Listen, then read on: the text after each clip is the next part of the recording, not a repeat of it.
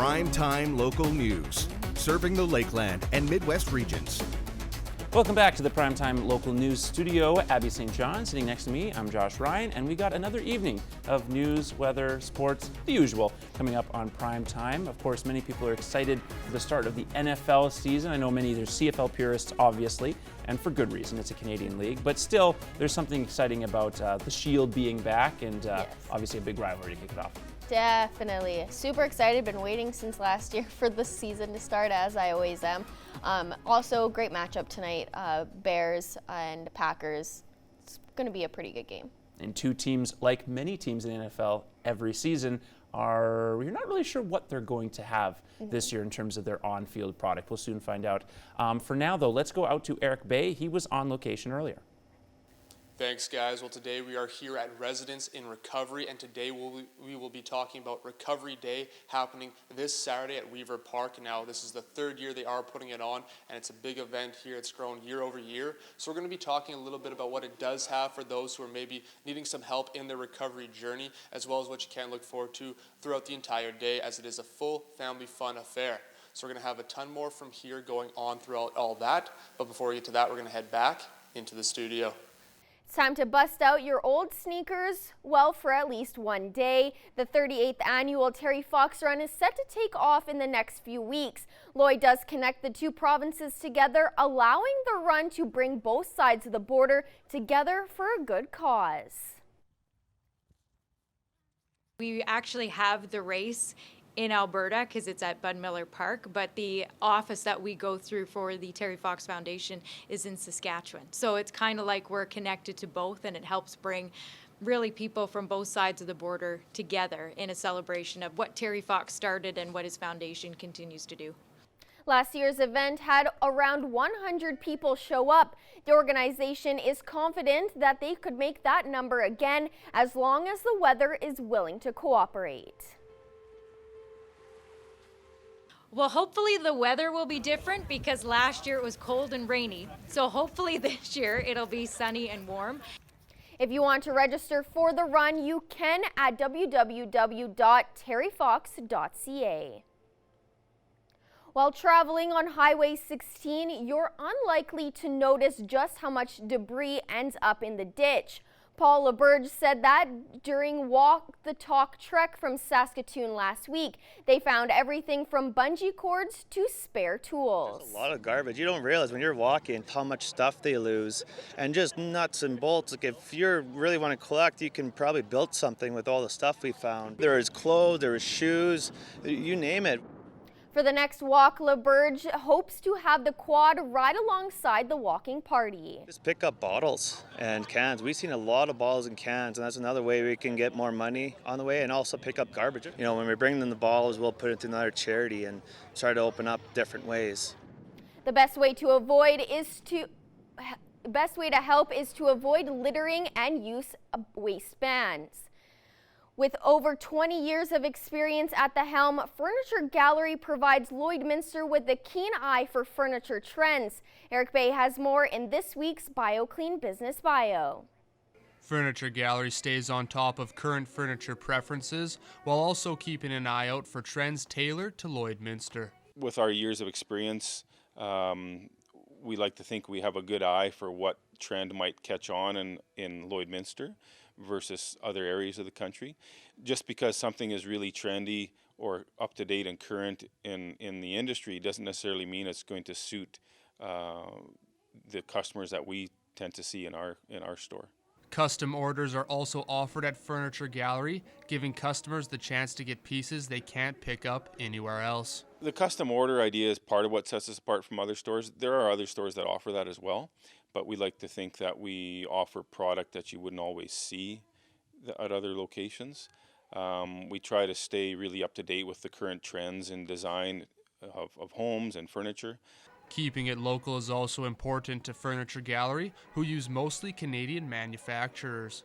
They usually offer a better quality for custom orders, and also to support our local or our Canadian economy more than anything. Also, it's easier for logistics to get products sourced in Canada versus out of the U.S. Furniture Gallery carries furniture from side tables to sofas. And that's this week's BioClean Business Bio.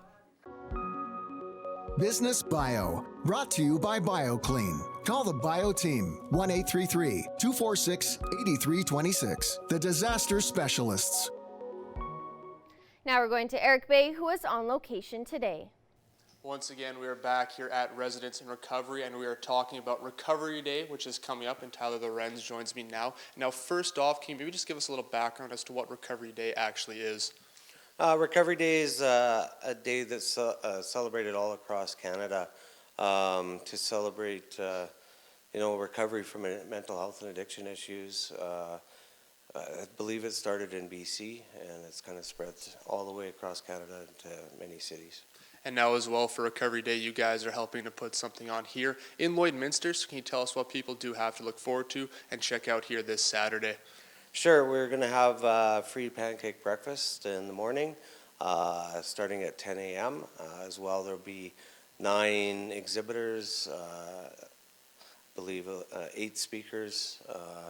There's 11 different booths there, so and some entertainment. So lots to entertain everybody and family affairs. So bring out your children. And last year, I believe we had over 100 people. So should be a good event. No, that's definitely a pretty good turnout for sure. Now, if people do want to come out and check this out, when and where can they do so here this weekend? Sure, it happens at Weaver Park this Saturday. It starts at 10 a.m. and goes till 2. So come out for part or all of it and enjoy the day. All right, thank you for this. We are going to have some more from back here again, continuing to talk about Recovery Day and what you do have to look forward to here coming up. But before we get to that, we're going to head back into the studio. Thanks again to eBay, who was on location earlier. 20 degrees in the border city with a fair amount of sunlight. Again, just a little bit of cloud this afternoon and this evening at the moment, but it's largely been clear skies throughout Thursday, something that I'm sure everyone can appreciate after a rather cloudy summer. Unfortunately, we do have cloud cover coming in over the next couple of days. 29 and 1-year records from 1984 and 2016. Yeah, just a couple of years ago, it was quite cool in this area. Northwest winds, of course, making the temperature feel a little bit cooler than it actually is. So while it's 20 right now, feels a little bit closer to something like 17 degrees thanks to that wind. Again, satellite and radar largely fairly clear over the past couple of hours, and there's no incoming system to worry about at the moment. Current temperatures, you have 20 in Edmonton and in Edson and Whitecourt and Athabasca. A lot of 20s around the board there. 23 in Jasper, 21 in Red Deer, and on the Sask side, 22 in Meadow Lake, 21 in Prince Albert, also 22 degrees out in Saskatoon.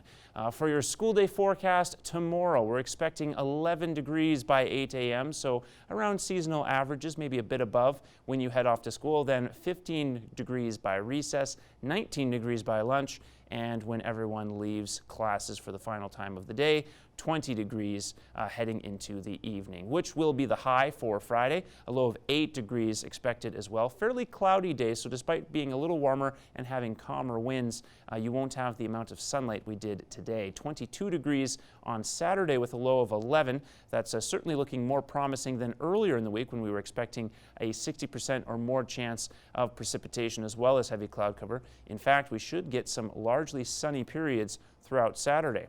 Unfortunately, 17 degrees and a low of 11 is still expected on Sunday, as well as a near 80% chance of some rainfall. That's been your 3-day forecast. We'll have more coming up later on in the show.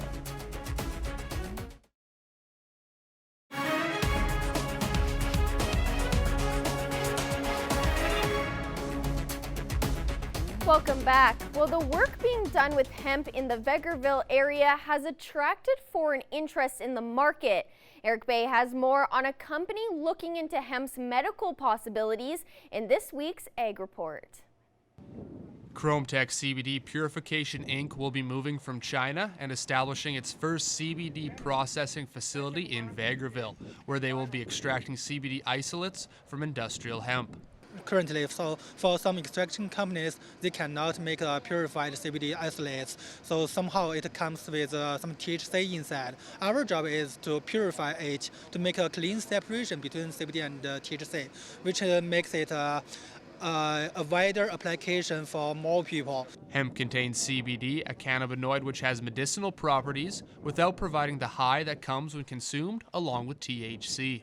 Other minor cannabinoids that are in hemp will be extracted and used for medical purposes. And again, that's what I want everybody to understand, that CBD and other minor cannabinoids, as opposed to THC, are not narcotic and are not addictive.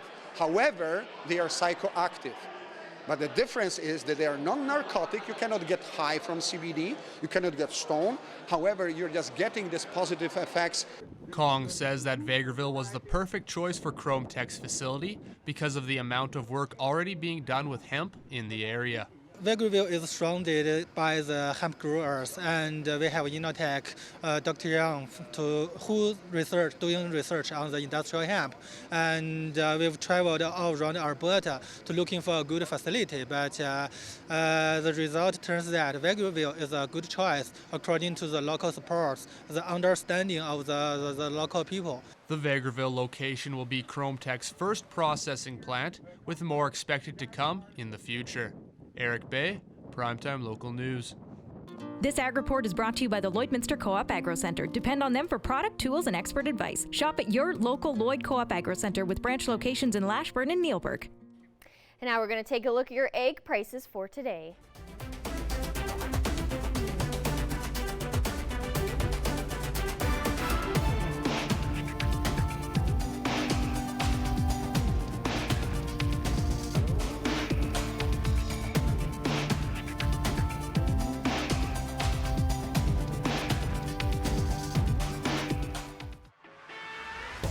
We're a part of less than 5% of Canadian auto body shops and Lloydminster's only locations with certified collision care recognition at City Center Auto Body.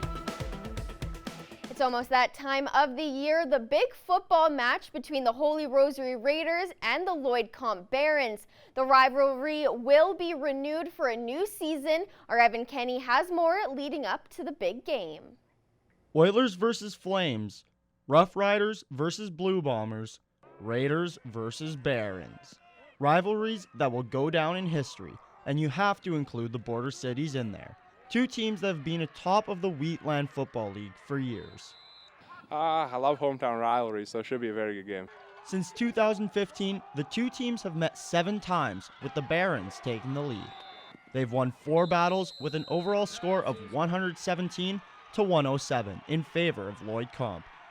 Grade 12 players know the feeling of playing against each other all too well, including Barons defensive end Josh Dunham. You know, this year we'd just like to carry some of that intensity that we had last year over, show the rookies how to step up. We're weak on the run. I'd love to stop the run, stuff them in the run, and then get some sacks on the quarterback.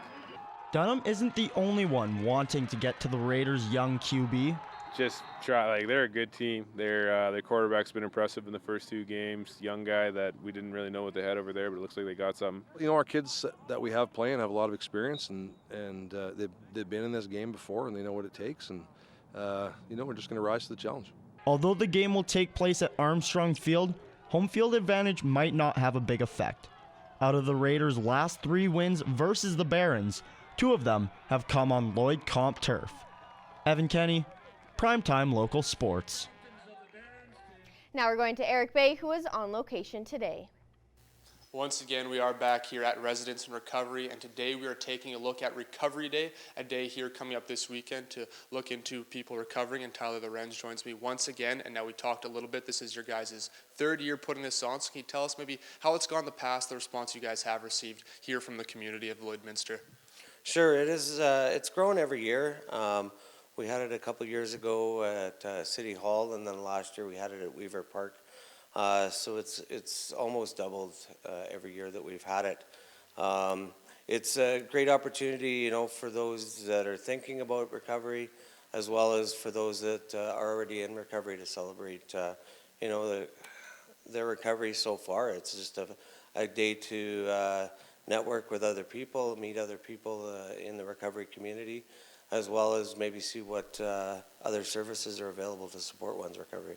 And now you mentioned that ability to network here. So what's the important, maybe not just necessarily here in Lloydminster as this is celebrated here across the country, but the importance of having a day like Recovery Day and raising awareness for it?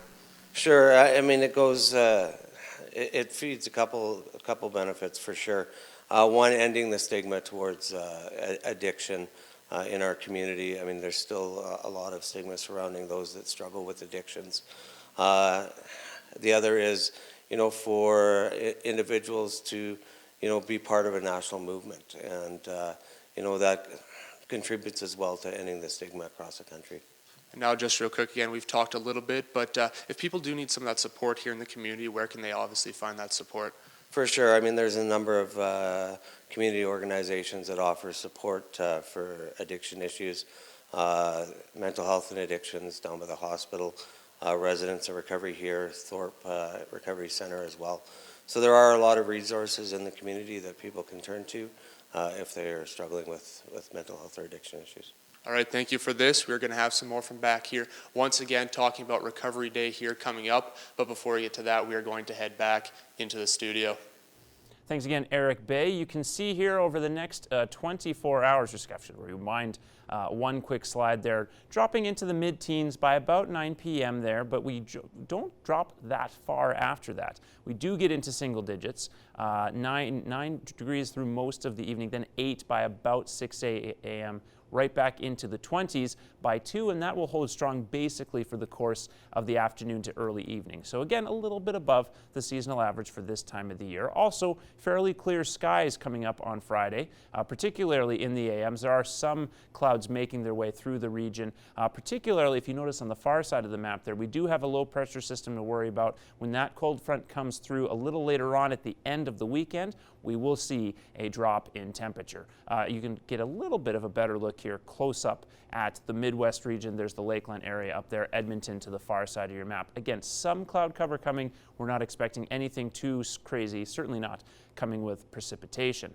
A few national temperatures to look at here, 22 degrees in Edmonton, 21 out in Vancouver. On the East Coast, St. John's at 20, Halifax 17 degrees, and Toronto finally warming up a little bit, 20 degrees and plenty of sunlight in that region. Winnipeg not as lucky with 22 degrees there. In Alberta, 21 in Lac La Biche, 19 in both Vegreville and St. Paul, fairly consistent across the Lakeland region. Vermilion and Wainwright sit at 20 degrees, as does Provost. And on the Sask side, Green Lake also 20 degrees, 21 in Meadow Lake, 20 in St. Walburg, and 22 in both Maidstone and in Mackland. 22 is also the temperature out in North Battleford, where there's northwest winds still gusting strong near 30 kilometers. That will calm right down overnight when it shifts to the west-northwest. By the time it gets to the northeast tomorrow, around 7 or 8 kilometers should be your average speed. Again, largely sunny skies expected tomorrow. Some smattering of clouds throughout the afternoon, though, and 22 is your high. 21, the current temperature in Cold Lake. Again, those winds calming down to 7 kilometers per hour, not gusting as strongly as in the Battlefords, but similarly enjoying some sunlight. Fairly clear skies overnight, but some cloud cover tomorrow despite a high of 20 degrees. And in Lloydminster, again, fairly nice conditions at the moment with a temperature of 20 degrees, a low of 8 overnight as the cloud cover starts to pick up, and there will be some clouds a little later on in the afternoon. Starting out fairly clear, but those clouds will pick up as you saw before, but not heavy clouds that we're expecting some rainfall from. And again, the wind shifting to the east-southeast. That will pick up again a little bit later on in the weekend. 22 degrees on Saturday, 17 Sunday, 16 Monday, and it stays cool the rest of the week after. 14 on Tuesday, 15 Wednesday, some chance of rain there along on Sunday, and then 17 degrees on Thursday, so a slight warm-up heading into the following weekend. Once again, we are back here at Residence in Recovery, and today we've been talking about Recovery Day, going on for the third time here in Lloydminster this Saturday, and Tyler Lorenz joins me once again. Now, I just mentioned the third year you guys are doing this, and obviously you guys have seen growth throughout it, so are you guys planning on continuing this, and how so? Yeah, for sure. I think it's really important to, build on the successes of each year and really raise the awareness. I think we've come a long ways in the past couple of years. And, as a society as a whole as well. I think there's a lot more understanding about addictions and mental health issues. So why not continue to celebrate the successes that many people are seeing in the community? And now, once again, you guys are holding this here on Saturday, and there'll be people speaking as well, sharing those stories of recovery. So can you talk about what we'll be hearing from those people and the importance of them sharing their story as well? Yeah, there'll be a number of people sharing their experience in their recovery, their strength, their hope, what they've experienced, what they overcame. It's a tough battle to overcome addiction, and hearing people, that we saw on the street that were homeless and now working, having families, to completely turn their lives around, I think is important for those that are new to recovery to hear, to see that it is possible, and to work towards having a similar life. And then just once again, if people did miss it earlier, what else do people have to look forward to here Recovery Day this Saturday? Sure, yeah, there'll be a number of community organizations that'll have booths set up with information, as well as entertainment and free pancake breakfast, of course. It's always a hit. Oh, I bet. Obviously, free food, definitely a hit for sure. Well, thank you for doing this. We're going to have some more from back here again, talking Recovery Day coming this Saturday here in Lloydminster. But before we do get to that, we're going to head back into the studio.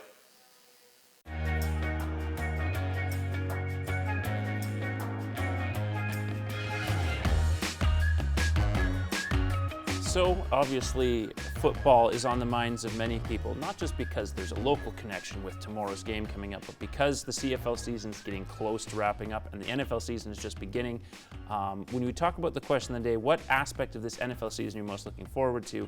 For many people, it seems it's been just the routine of seeing it with your family, just that kind of gathering time is actually what people miss more so than even the actual football. Yes, I know I'm looking forward to it because I'm going home this weekend, so I always watch football with my dad, so moving kind of hindered that just a little bit. So I love that I'll be able to watch Sunday football, watch our team play with my dad instead of in different cities, which will be awesome. And you can obviously speak to this. Many people don't just watch their one or two games. They've got their team, like the Seahawks, for example, or the Packers and Bears, which are tonight, but people will watch through the whole Sunday. They'll plan their entire Sunday's event around the noon game, just before supper time, the late night game, and experience all of it. Yeah, definitely, because you have games all day. So if you're not particularly a fan of them, but you're excited to see the game, people will watch different games leading up to their own team's game, or in between, like the halftime, people will flip to another game just to watch. So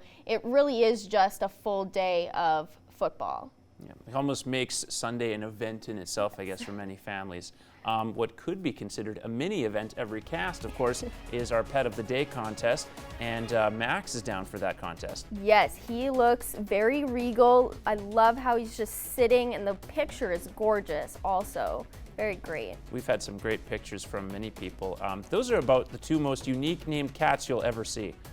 Popcorn and Pig, I love their names, and they're gorgeous Siamese cats, very cute. Chum, that's also an excellent name and another excellent picture. Yes, gorgeous photo, gorgeous dog. Love how he's just panting, but it works with the photo. It's super adorable. And Kramer enjoying some evening fun, it looks like. Thanks, Jennifer, for the submission. Yes, love the name, very adorable animal. And lastly, Buster. Another gorgeous photo, very nice. That looks like definitely something that I would frame if that was my dog and that picture came out. And remember, you need that picture, but also the name to win a free gift card.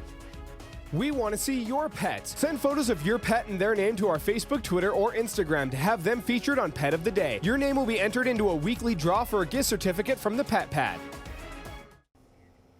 Today I'm joined here with Jerry Duham, and today we're going to be talking about just a little bit of this season traveling and what people should look out for and what they should have ready to go before even setting foot onto the airport grounds. So thank you for coming in. Oh, my pleasure. It's always fun to talk about travel. What they need to make sure they have before they travel is proper documentation. Most places nowadays you cannot travel without a passport. and some people have a passport but they don't check it. So always check it before you even book to know that it is valid for the time that you travel.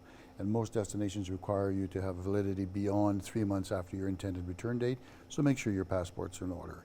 The next thing to make sure of is there any other additional requirements? Some destinations, including New Zealand and Australia, require a visa. In other words, you have to ask permission to enter the country, so you need that before you can enter the country. Then of course it's picking your destination for what suits you best, whether it be a fun-filled winter destination like Mexico or the Caribbean, or perhaps a cruise, or something that's more adventurous like a trip to South America or something like that. And you had mentioned a little bit off camera about travel insurance being a really big thing that people don't always think about, but they should definitely look into getting. Absolutely. We have plans that cover people for various things, but the biggest thing to get coverage for is for trip cancellation. If something happens and you cannot make your trip, and the tour companies do have cancellation penalties, and a lot of times it's 100% non-refundable within 3 weeks of departure. So if you can't go and you don't have an insurance, you've just paid for a trip that you don't get any value out of. So trip cancellation insurance is prior to departure. What's important right now, we look at what's happening in Bahamas, is called trip interruption, which means if I have to curtail my trip sooner because of a personal reason or because of an act of God, as they call them, then the airline will likely take you home if it's an act of God or something like that. But if it's a personal reason, you will have to buy a one-way ticket home, plus you lose the accommodation that you've prepaid for those last nights you didn't get to use. So trip interruption covers those costs. It would reimburse you for those things that you didn't get to enjoy. That's important. And one of the most important things is health and medical insurance, making sure you have adequate health and medical insurance. We've had some group tours where we've had people who have fallen and injured themselves and had to be medevaced out. Very expensive to do that. You want to make sure you have good coverage for that. And seeing as, we're heading into the fall winter season, what would you say is, I guess, the most popular destinations, or where do people gravitate towards more so than other places during this time of year? There's a little bit of a difference in Canada between west and east. In the western provinces, we tend to want to take flights that are direct, non-stop. So then you end up going to places like Jamaica or Mexico or Dominican or Cuba.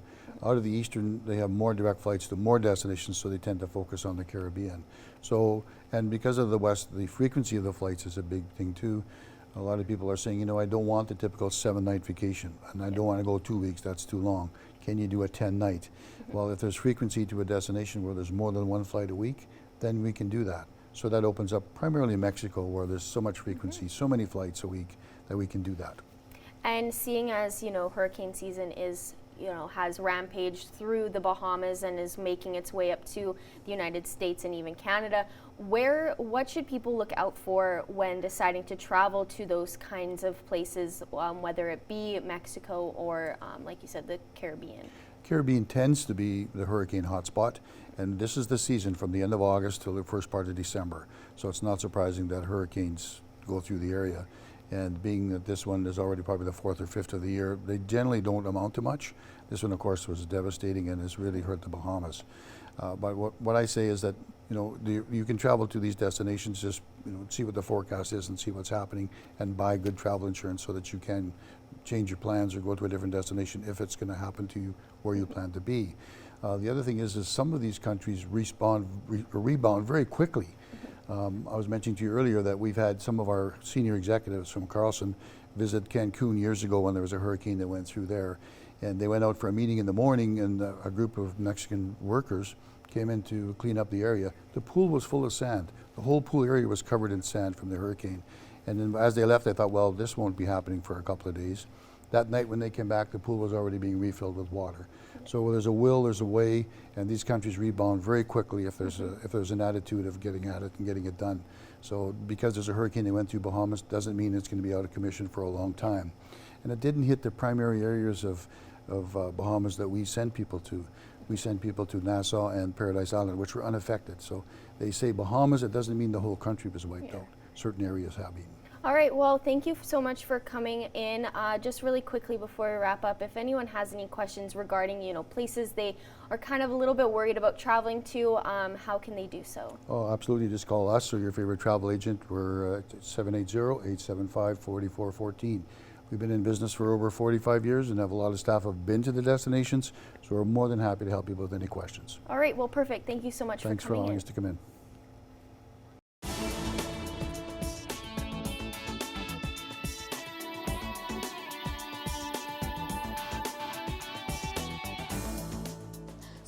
back in session. There's a lot of people hard at work, including the folks at the Vic Juba Community Theatre. The box office is open once again, and they are putting together some great shows for you to see. And you've got a chance to see a great show next Thursday night. It's ABBA Mania and Night Fever, the world's #1 production of ABBA. You get to hear their greatest songs, and then Night Fever, great music from the Bee Gees. So get your tickets now at the Vic Juba Community Theatre. And coming up later on this month, you've also got an opportunity to see The Legend of George Jones featuring Dwayne Steele. This is a great show. It's coming up on Wednesday, September 25th, right here at the Vic Juba Community Theatre. Get your tickets at the box office or go online, vicjubatheatre.ca. Get your guitar, get your banjo, and get your dancing shoes on as well. Coming up on Sunday afternoon, the North Bend Hall is hosting a music jam. All entertainers, all performers are welcome to join them starting at 1:30. And if you just want to head out and hear the great music and dance to some great music, you're welcome to join them as well. And they plan to do this every month. It'll be the second Sunday of the month. Just head for the North Bend Hall just east of Alkirk. And there's still a few tickets left if you want to head out to the Legion in Lloydminster tomorrow night for a tribute to Neil Diamond. All proceeds raised are going to go to Canadian Armed Forces veterans. Well, whatever you choose to do this weekend, I hope you have a great one. I'm Heather Klegus, and that's what's happening.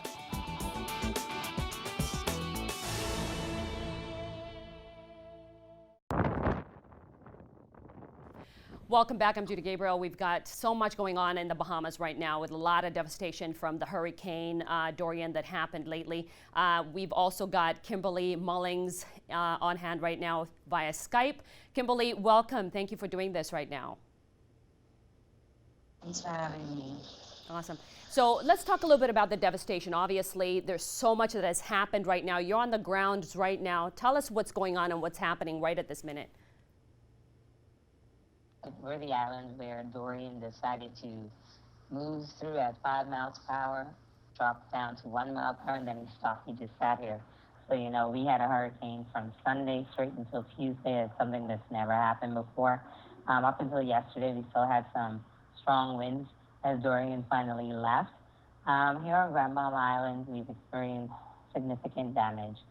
We have one of the most tremendous building codes in the world here on this island. And we could have never prepared for something like this. We've had some Category 5 hurricanes come through, but never any that caused this amount of damage, and none at 185 miles per hour causing, you know, storm surges of with 15 and 20 feet of water in some cases. So as you can imagine, a lot of people they were flooded out of their homes. You know, wind was one factor, rain was another factor, but the flooding, that is what caused a lot of tragedy, I would say, if I could put it in a word. Well, for sure, and there's so many people looking for their families, their loved ones. Obviously, it is a crazy destruction that you see on the grounds. How are you guys finding the people? Where are you going? I know that Facebook was a big deal, and you were talking about finding people within that. How's that going? Okay, so it's going very well, and in all honesty, I would say that the government, they kind of failed us a little bit. You know, their command center went underwater. You know, they couldn't have prepared for that because they were inland. The command center went underwater. I don't think it's a good idea to have had it on the bottom floor of a building anyway. A lot of citizens, you know, after seeing what was happening, they decided to, you know, hop on jet skis, hop on boats, connect via social media. So we were kind of feeding them the information. Some of my friends, some of my relatives, they joined. Even if it's a matter of as people were being rescued, give them a towel, give them some water, you know, connect them with their families or take them in temporarily. Those are the things that citizens did. And you could barely see government officials on the ground. Right now, I think they're still doing some flyabouts and some walkthroughs, you know, after the big rescue mission, I would say. At this point, a lot of people are trying to evacuate or salvage what they could from their homes. And so we're just taking this time to say, hey, yes, we did touch base with this person. This is where they are at, or they would have gone home now to try and clean up or whatever. So we're just trying to assist as best as possible. We're a small nation. Grand Bahama Island has 70,000 people, if that. The island of Abaco, they had one of the fastest growing economies. So now you're thinking about two islands whose economies were severely compromised, and a lot of people are, showing up missing, or dead. You're hearing people who survived Hurricane Dorian saying, hey, I literally watched my son slip out my hand, or I watched my girlfriend. I went to one of my friends last night, and this should tell you what we're dealing with, the type of flooding we had. He stands at about 6 feet tall. I went to his girlfriend's sister to just speak with her because I already heard the story before she could have connected with her sister's boyfriend. And, I didn't want her to find that on social media. And he showed up there with bruises and cuts on his hands, and the only thing he could say to his girlfriend's sister is, I tried my hardest. And the current took her. It's scary. Yeah, it's a scary thing that's happening there, and we're praying for you. We're looking out for you, and we're wrapping up right now. But thank you, Kimberly, for sharing your story and what's going on there. Thank you again. And again, we pray for you guys. Thank you so much.